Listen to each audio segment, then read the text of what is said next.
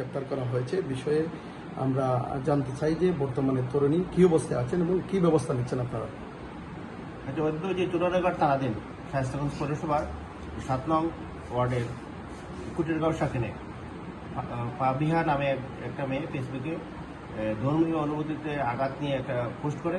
Poster প্রেক্ষিতে যখন আমাদের নলেজে আসে এবং বিভিন্ন জায়গা থেকে আমাদের কাছে ফোন আসে, তখন আমরা তাৎক্ষণিকভাবে যাই এবং মেয়েকে আমাদের হেফাজতে নিই। বর্তমানে মেয়েটি আমাদের পুলিশ হেফাজতে আছে এবং এই বিষয়ে আইনানুগ ব্যবস্থা প্রক্রিয়া।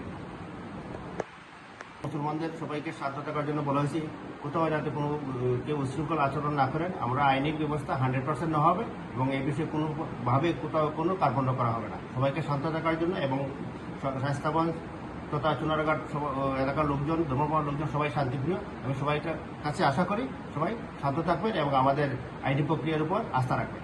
ধন্যবাদ।